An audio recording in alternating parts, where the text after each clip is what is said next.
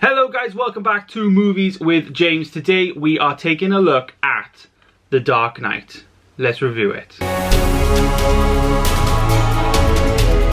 Yes, last night I actually watched The Dark Knight, and if you want to see my review for Batman Begins, I uploaded that previously on the channel, so take a look at it. I'll put a link to it down below. This was borderline being a revisited video because I haven't seen this, but then when I was watching the movie back, I literally couldn't remember any of it at all.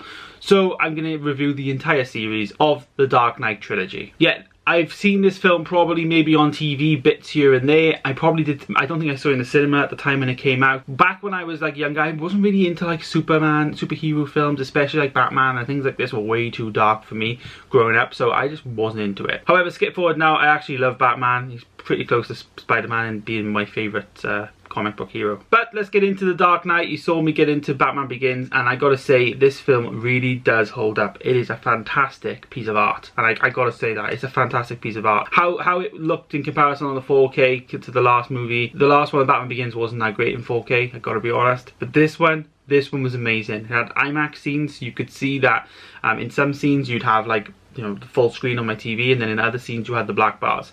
So that was really cool. You know, from an artistic point of view, I think the majority of the time that you have the black bars is when maybe the scene is actually in like prison or in jail, in a cell or something. It gives you, the audience, something of, you know, it's like a closed in environment, and I think that was done really well. But this film was incredible. The second installment in this trilogy, and I gotta say, it really does do great things.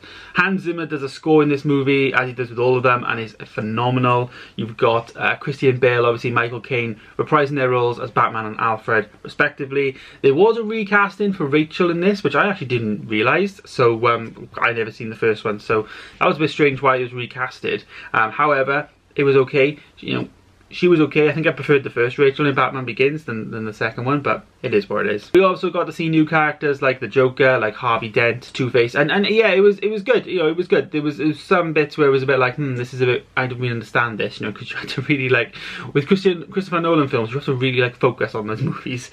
But we were watching with my girlfriend, we was chatting bits throughout, you know, trying to like figure out what was going on and stuff, and you know, it wasn't that hard to understand. Christian Bale though in this movie is great. It takes Batman's story to the next level. You know, the last film was very much about, you know, his beginning and his fear of bats and stuff. This one's very much about him wanting to stop being Batman and like pass on that to Harvey Dent, and he wants to just stop being the hero that everyone needs him to be or whatever. So yeah, that was good. It was a good development in his story. Standout performance though in this is obviously Heath Ledger as the Joker. I've got to say that. I've got to spend a bit of time talking about that because he is phenomenal in this film, and rightly so. He deserved every credit that he had for this movie. He takes this to the next level.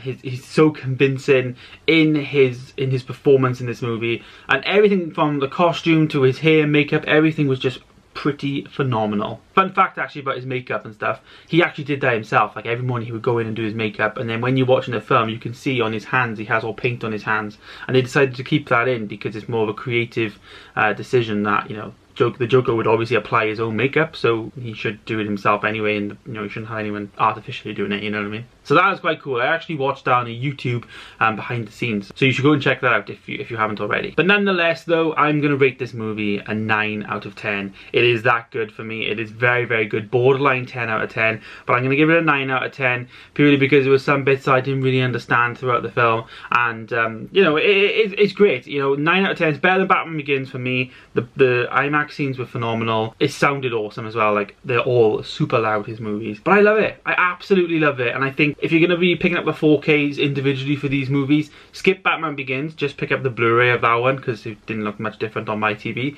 But when you get into Dark Knight, and I'm sure Dark Knight Rises, they looked incredible, so 4K all the way for those two. So it is 9 out of 10. I'm pretty happy with that movie, and I'm very excited now to watch Dark Knight Rises. Again, I don't think I've seen it. I think I've seen bits, so it's nice to actually put it all together and yeah, watch this entire trilogy. So yeah, it's good. I'm super happy. I'm super happy with these films.